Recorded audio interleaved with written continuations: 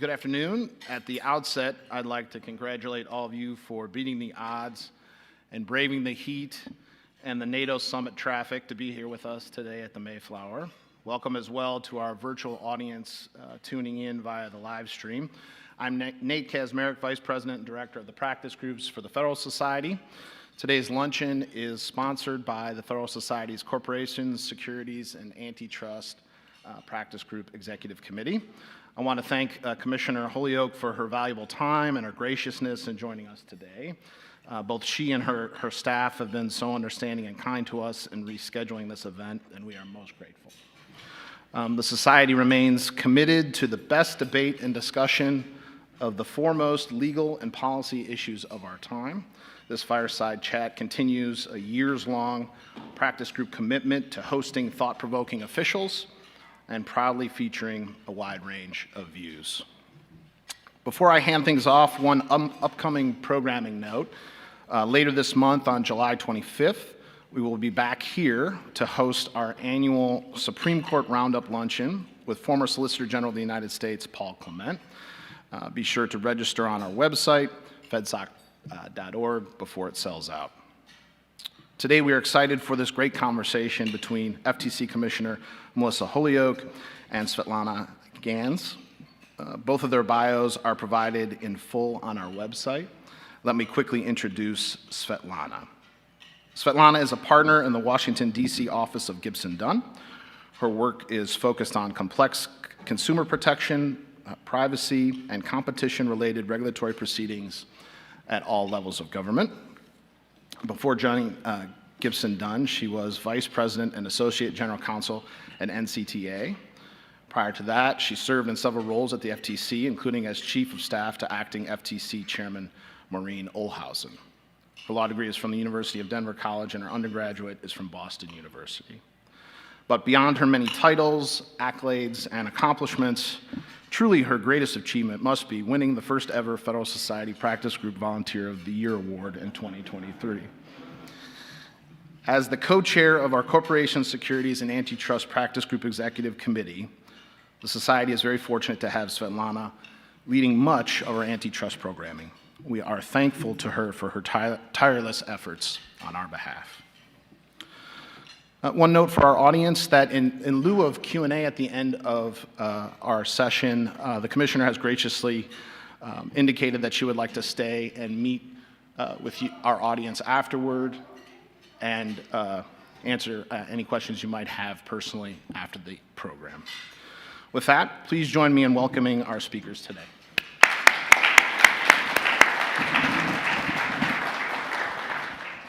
Thank you so much, Nate, for that warm introduction. Really appreciate it. Thank you to your staff, including Edie, for all her help with today's event.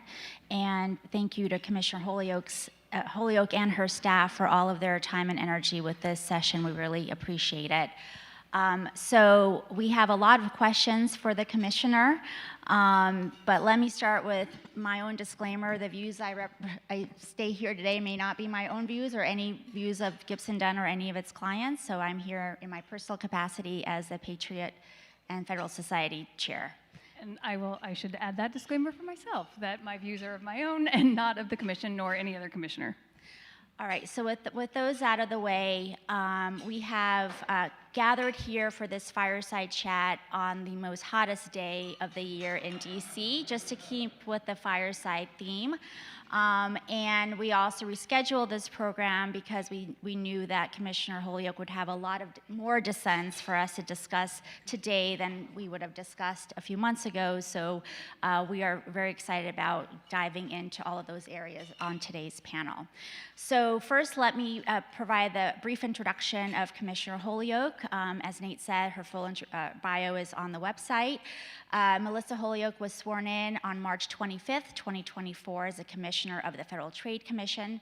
She brings extensive experience to the FTC. Most recently, she served as Utah Solicitor General, where she oversaw appeals constitutional defense and special litigation, as well as antitrust and data privacy divisions, including leading several multi-state matters. Previously, she served as president and general counsel of Hamilton Lincoln Law Institute, among other public interest firms. Commissioner Holyoak has argued in the 5th, 7th, 8th, 9th, 10th, and DC circuits, amazing. And she is a former prosecutor and attorney in private practice. So I know all that litigation will come in handy at the FTC. So let's dive in. And thank you again for being here. I really appreciate your time. Oh, no, thank you. Thank you. I'm so excited to be here with you. And it's so fun to be with Svetlana. She's wonderful. And I do want to say before we start, thank you to Nate and to Dean and others at the Federalist Society and Alita. So we're excited to be here. And as two women from the West, this humidity, I mean, it's killing us. Exactly. So I wanted to start off the bat with a topic I know is very near and dear to your heart, which is the FTC's non-compete rule. As folks know, on April 23rd, 2024, the FTC voted 3-2 along party lines to ban non-compete clauses in employment contracts. Under the FTC's non-compete rule, existing non-compete for the vast majority of workers will no longer be enforceable after the rule's effective date and would impact some 30 million workers. What I found most interesting about your statement is that it started off with the Constitution, stating that Article 1 of the Constitution vests all legislative powers in Congress, and by doing so, the Constitution sought to ensure not only that all power would be derived from the people, but also that those entrusted with it should be kept in dependence on the people. You spoke a lot about accountability, about checks and balances, and turning to the substance of the inquiry, you stated that the FTC does not have UMC rulemaking authority. Just recently, the Northern District of Texas agreed that the non-compete rule likely exceeds the scope of FTC's authority. Indeed, the court relied on some of the same points you made in your dissent, including the fact that the provision lacks a penalty provision in the act. The court also went on further to hold that the rule is likely arbitrary and capricious for imposing such a sweeping prohibition instead of targeting specific harmful non-competes. So let me just ask you, what's your reaction to the court's decision, and where do you think the court will go on the merits? Great question. My reaction is when a court follows your dissent, you're always a little happy. No, but my dissent, I should start first by saying I don't think that every non-compete clause is pro-competitive. I mean, in every provision. And I think we should be, that's one of the reasons, the problems with this broad rule is it just sweeps so broadly and makes those decisions. And I think one of the bigger problems is we spent so many resources, scarce resources, dedicated to a broad rule which will likely be invalidated when those same resources could have been used to go after the anti-competitive non-compete clauses and investigate and enforce those. And when we use those resources for something that's going to be so fruitless, it really poorly serves the American people. So getting back to my dissent. So my dissent, like you said, we need to be thinking, we need to really have some circumspection on what we're doing when we're putting out rules. And first and foremost, the question is, where does that authority come from? So look to the statutes and see where that comes from. So the FTC Act, we have Section 5 and Section 6, and so the non-compete rule argues that those work together to give us authority.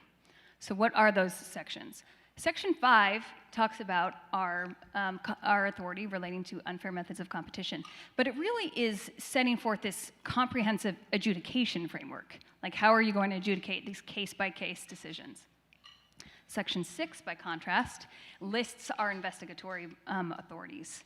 And right in the middle of that is just a very small phrase that says, and we can classify corporations and or make rules to further the purposes and provisions of the FTC Act. And so that's where the non-compete takes its hook right there. And it says, look, for purposes and provisions of the FTC Act, that's the whole act, you can make rules for everything. But I think that's the wrong question. I mean, the right question is, well, okay, but what kind of rules? Are you talking about legislative rulemaking?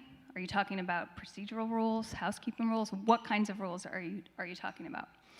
And what the Supreme Court said is that if you are going to argue that this is legislative rulemaking, you need to have a pretty good indication that Congress meant legislative rulemaking.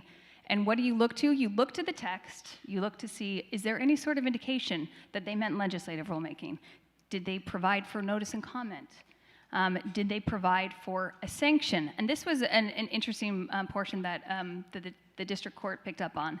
So Professor Thomas Merrill, he talked about this. He said, and looked at historically what Congress has done, and if there's a sanction that is provided with a rulemaking power, that is a good indication that it's substantive and legislative rulemaking.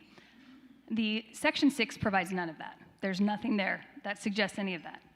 And more importantly, if you go back to Section 5, there is nothing that talks about rules, and nor if you can adjudicate the violation of a rule.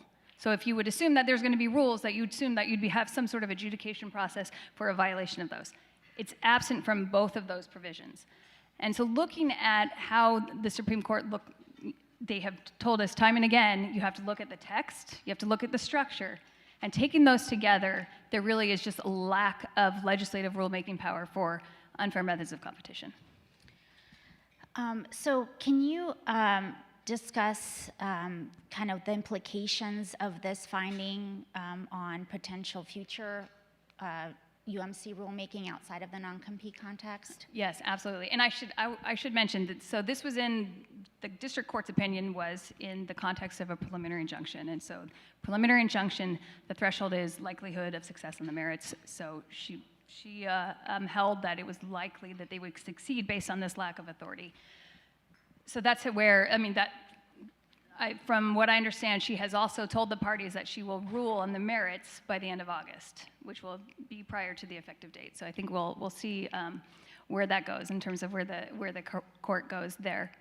But so where does the agency go from here? I think we need to think really strong and hard about whether we want to continue down that path, understanding what that court does. Might be prudent to see what the appellate courts do with that as well before we again take on a large, broad rulemaking authority. I do want to mention also, you mentioned the arbitrary and capriciousness. So the district court here also found that the rule was arbitrary and capricious because it looked to some of economic studies based on what happens with non-competes, but they were very narrow. It was a very narrow context. So what the district court said, and as I pointed out in my dissent, as well as Commissioner Ferguson, who did a good job in pointing out this problem, is that the non-compete rule looks at a couple of different empirical studies, but in a very specific context, like in Hawaii, where there was a ban on technology workers, or something like that. And then they try to extrapolate that to a total ban, and that's just is not going to work. And the district court picked up on that and also found it arbitrary and capricious for that basis. The other thing you noted in your dissent is that the non-compete rule was following a binge of rulemaking by the FTC in 1970s. Congress took a number of actions to rebuff the FTC's attempt at overreach. Do you think that history is repeating itself at this point? How should the FTC approach rulemakings where it does have authority, like for example in the UDAP space? That's a great question. And I just recently gave a speech where I talked about Howard Beals, former director of the Bureau of Consumer Protection. He does a good job on mapping out this history and talking about this binge on rulemaking in the 60s and 70s. And what happened was there was quite a backlash, from both the market and from Congress. It got so bad that even the Washington Post called the FTC the national nanny. And from that, we lost, or I should say the commission lost some of its authority. There were statutes restricting its ability to make rules, and there was quite a bit of restrictions on its budget as well. So do we want history to repeat itself? Absolutely not. I don't want to lose the trust of Congress. And it's a big concern. So right now, Congress is considering many things with respect to the FTC, including comprehensive privacy legislation and whether we would have authority over that. They're considering restoring our ability to get economic redress for consumers after the AMG decision. So we want to make sure that we maintain or rebuild our trust with Congress so that they know that we will, whatever authority they give us, we will make sure that we follow the statute strictly and enforce what they intend us to enforce. Yeah, and I know that Congress is also working on the FTC budget, right? And so that's another hook that they have in terms of accountability. I wanted to keep going with antitrust for a bit before turning to consumer protection. I'm interested in your antitrust priorities generally, but wanted to start with the Exxon dissent. It's another example of an FTC action where you have argued it exceeds FTC authority by the consent order, which Exxon the consent order prevented Exxon founder and former Pioneer CEO Scott Sheffield from gaining a seat on Exxon's board of directors. And you said in your dissent that the commission should not leverage its merger enforcement authority or any other authority the way that it does today. Can you elaborate on what you meant there? Yeah, certainly. So this came to the commission as under a merger that was proposed between Exxon and Pioneer. And so we were looking at whether the merger itself would substantially lessen competition. And what we found was no, it did not. It would not. And so instead, the consent order, it argued that elevating Mr. Sheffield to the board would present a problem. The problem is the complaint really failed to explain why elevating Mr. Sheffield to the board was a Section 7 problem, why it didn't affect the transaction, and we knew the transaction would not substantially lessen competition. And it was really troubling because they used that merger enforcement as leverage to get Exxon to agree to this, to not allow Mr. Sheffield to be elevated to the board. This is really just a perversion of our enforcement authority. This cannot happen. Agencies cannot be doing this, cannot be using separate authorities to extract something else out that they could never have gotten in court. So kind of stepping back on antitrust generally, there's been a lot of debate on the future of antitrust, the future of consumer welfare. Many, including Chair Khan and the president, have stated that the last 40 years of antitrust have been a failure. There's a lot of swirl on this topic right now. So where do you lie on the spectrum in terms of where things stand there? Yeah, and that was, I think, even in President Biden's executive order, that the last 40 years have been an absolute failure. I completely disagree with that characterization. I think it's belied by the facts, and I think we need to look at the facts and what's actually happening. Tim Uris and Howard have written on this, on what the agency actually did for the last 40 years, and that's a great I think, explanation of what was actually happening at the agency. And I think there are folks in here that were at the agency that would also probably disagree with the fact that nothing was being done at the agency for the last 40 years. But I also think it's important to understand, as you said, we're talking about antitrust enforcement and looking at it. There's always ways to improve, and nothing's perfect. So let's look at it and let's make some improvements. And I think we can. It's good to remember to focus on what we've been learning from the Supreme Court. What are the goals of antitrust? It's to promote the interests of consumers, to promote the competition process, to protect that. And I think there's been a lot of discussion of relying solely on these like really old cases, 50, 60 years ago, and the response I always hear is, well, they're not overturned. And I guess my response back is, well, neither are the cases from the last 50 years. So, I mean, as a litigator, if I'm in court, I'm not usually pulling out the oldest cases. I'm pulling out the most recent ones that are the most applicable, that apply to what's happening in our current economy and our modern economy, drawing from the principles of older cases, but have been applied and that are going to be most applicable and going to be the most effective in court. Sticking with that line of thought, do you think there's been a departure away from kind of consumer welfare and focus on consumer harm Do you see that shift kind of from your perch, or kind of what do you think on that issue? Yes, I mean, antitrust is not a panacea. It's not going to be the solution for all of the world's problems and all of the issues. I think it needs to be what it is, which is protecting consumers, and that doesn't mean that that just means price. I think that is a lot of response that we get is, okay, you only care about price. That's not correct at all. I think there's a lot of things that we care about when we're looking about consumers, innovation, quality, so many other things, and we can look at those things as well when we're trying to assess consumer harm. So one other recent dissent that you issued this week actually is in response to FTC staff issuance of a report on PBM practices.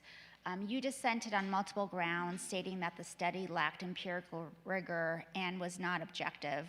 You also stated that the study was not comprehensive because it did not analyze all market player dynamics, including the role of payers and the impacts on consumer pricing. Your dissent then differentiated the staff interim report that was issued this week with the FTC's 2005 PBM study that focused on mail order pharmacies, and noted that the 2024 report did not present any empirical evidence to rebut the 2005 report findings. Can you elaborate on your thoughts on that report? Yes, absolutely. I think that the 2005 report's a great example of how to do a 6B study, to look at the data, for it to be objective, empirical, economically sound. And this report just isn't. It gives a very high-level overview of the pharmaceutical industry, but really focusing on PBMs and concentration.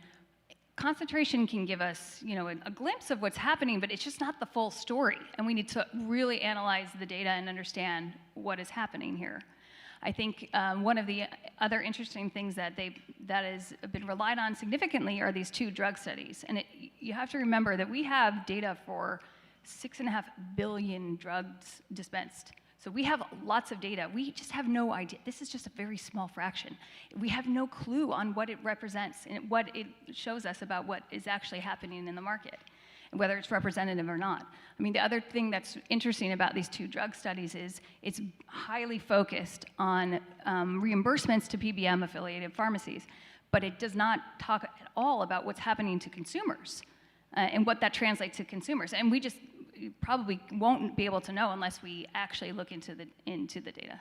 And so I've, testified in front of Congress yesterday. I'm fully committed and think the FTC should remain on the course of looking at this and providing a fulsome, comprehensive PBM study that looks at all of this. So before we depart from antitrust, I just had a very quick question, just between you and me. We don't have to tell anyone. The question is, when will the new HSR rule come out? Just kidding. Just kidding. That was a joke.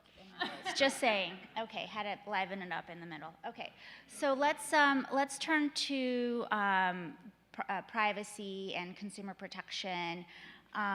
You had an outstanding dissent, in my opinion, personal opinion, on the health breach notification rule, where you stated that the rule exceeded the Commission's statutory authority, put companies at risk of perpetual noncompliance, and opened the Commission to legal challenge that could undermine its institutional integrity. You also noted that given the breadth of the rule, a large swath of apps and app developers would be swept in because virtually every app has a technical capability to draw information from multiple sources. First, I wanted to ask you about that dissent and also ask you about administrability of rules, if that's an important consideration as the FTC engages in these economy-wide rulemakings. Great question. And just to give a little bit of background for those who don't live in the health breach notification world. So this rule was designed to provide additional requirements for personal health record vendors. So you're a vendor, you have been given personal health records. And what does that mean? Some health provider has been giving you or creating and providing you a personally identifiable health information of some sort. And so what the rule tried to do was define what is a healthcare provider, who's providing these records, who's creating them and providing them.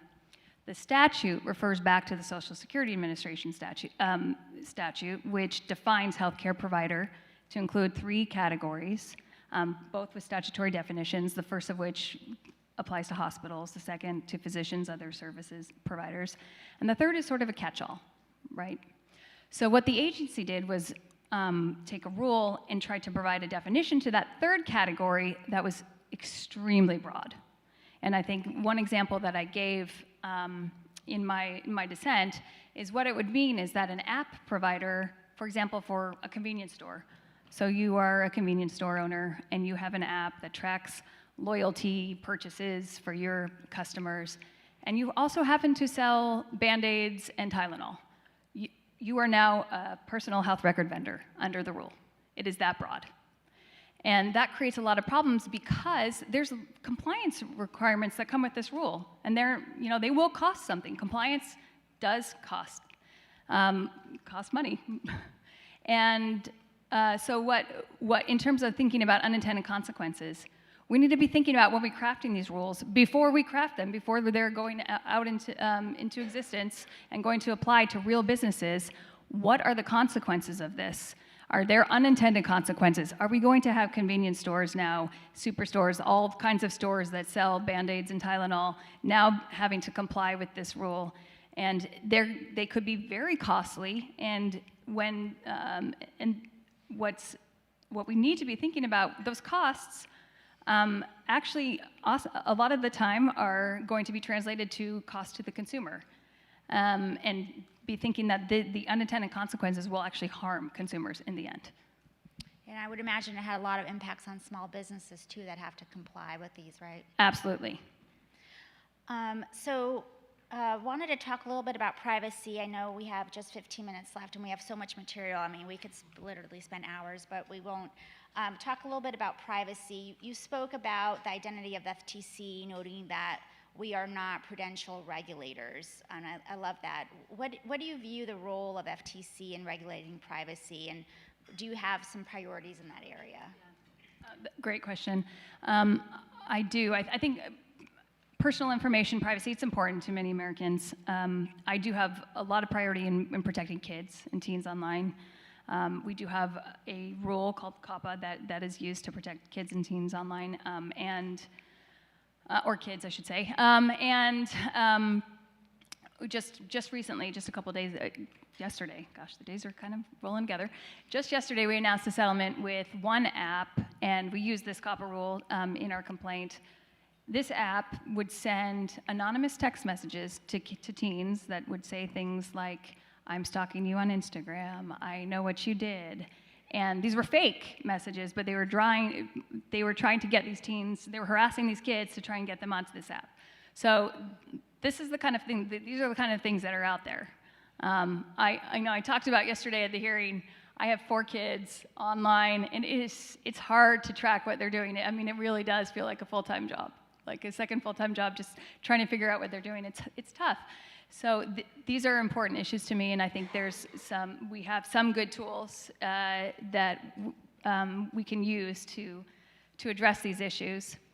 But I know that Congress is considering more, and I would fully support comprehensive privacy legislation in this area. I think there's a lot of kind of thorny issues in privacy. We have questions about a private right of action, whether we should have complete preemption.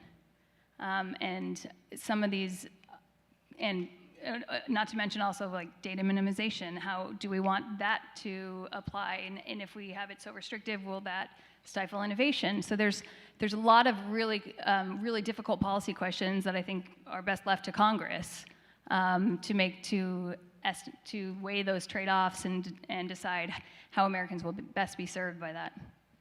Well, I know the FTC is also thinking about its own privacy rulemaking, so we'll kind of see what happens there. Yes, and I won't comment on that right. All right. So sticking with consumer protection, another recent announcement from the FTC was a proposed settlement with Arise. And maybe some folks aren't as familiar with it, but it's an important case to resolve the claims that the company was misleading consumers about the money they could make on Arise's platform and marketing its business opportunity without complying with FTC's business opportunity rule. Your concurrence was interesting because it noted kind of the FTC's coordination efforts with the Department of Labor, and you qualify that as puzzling, right, the level of coordination.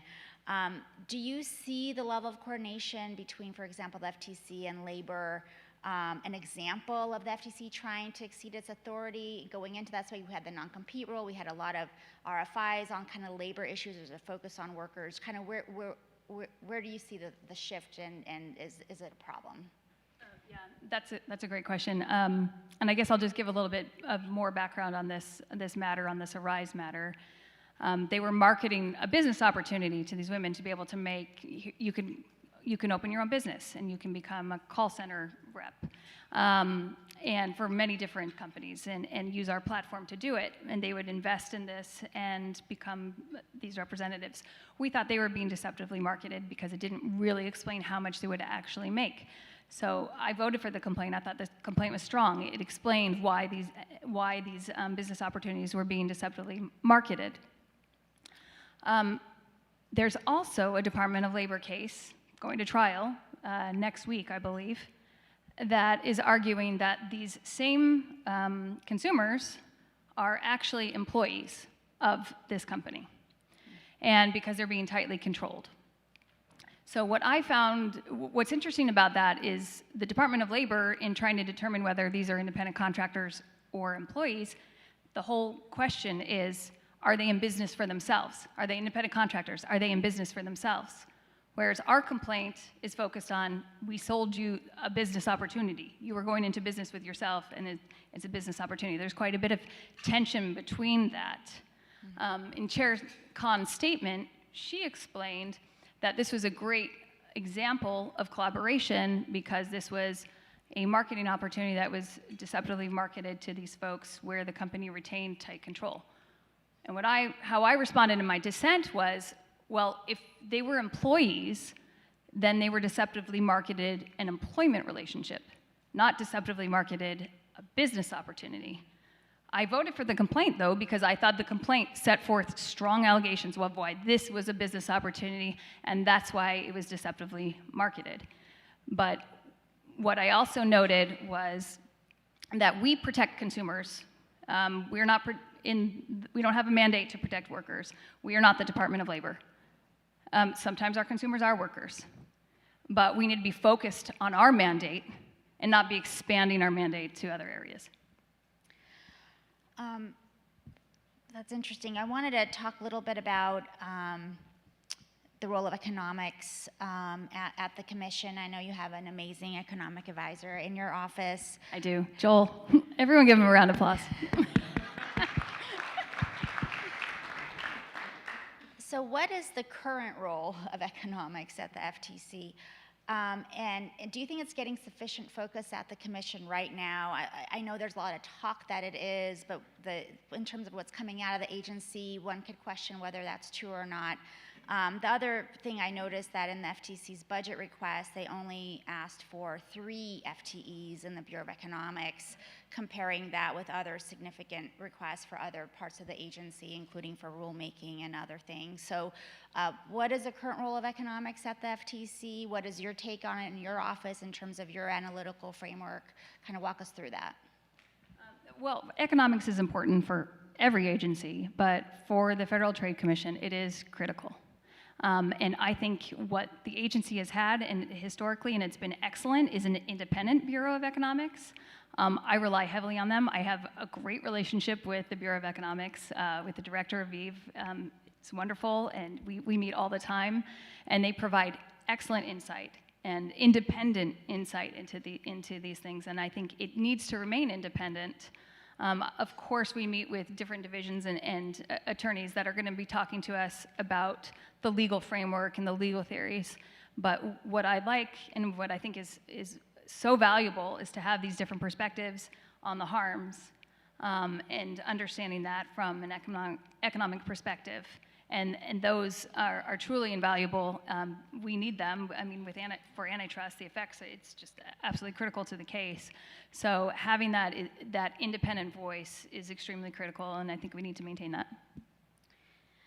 All right, so I also wanted to commend your May 31st speech at CEI. If you folks haven't read it, please do it. It's really great. There were many key takeaways for me on that speech, but two specifically I want to ask about. You talked about your concern with the FTC's movement away from the protection of competition and consumers to the protection of competitors. The other big theme you discussed is kind of the problems with government overstepping into regulating inherently subjective areas, which kind of resonated with me in light of, for example, the FTC UMC policy statement, which seems pretty subjective in my personal view. So can you elaborate on those two concerns in particular? And then I wanted to maybe, if we have time, walk through the four pillars that you talked about in terms of priorities. Yes. Remind me, so tell me the two areas you want me to talk about. The the movement away from the protection of competition and yes. consumers to protection of competitors, Okay. and overstepping into regulating inherently subjective issues. Okay, no, great questions. No, that should always be our focus, is what's happening.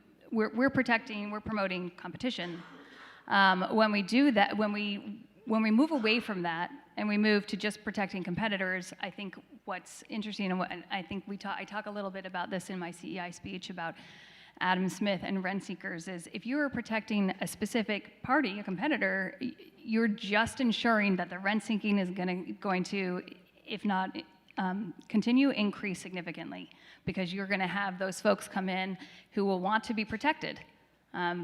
Yes, I want to be protected. I am a competitor, and I'm, you know what? My competitor across the street is beating me in business, but I want my protection. So come in, regulator, and help protect me, and the rent sinking will just continue on and on. In terms of pursuing into subjective areas, I think that's a great point.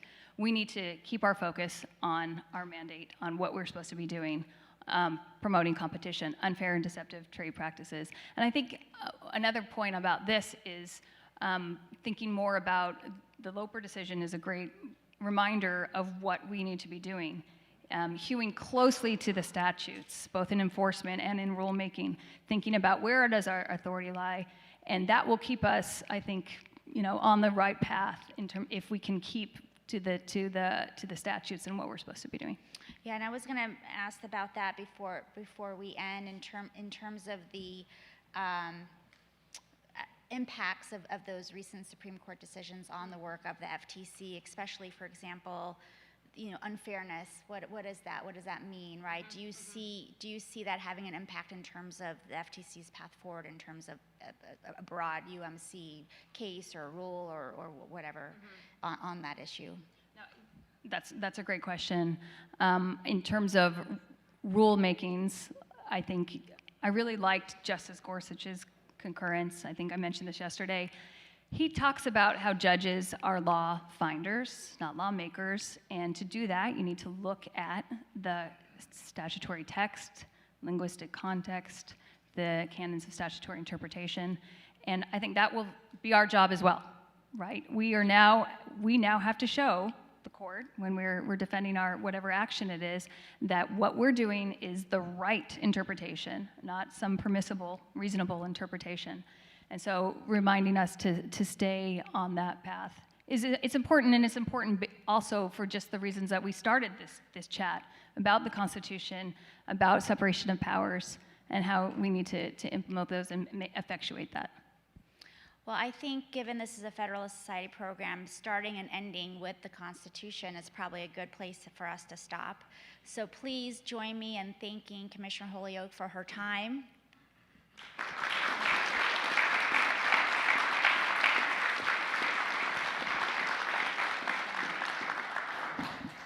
Excellent conversation as expected. Thank you, Svetlana. Thank you, Commissioner. We look forward to having you both back again soon. Thank you as well to our audience, and we are adjourned.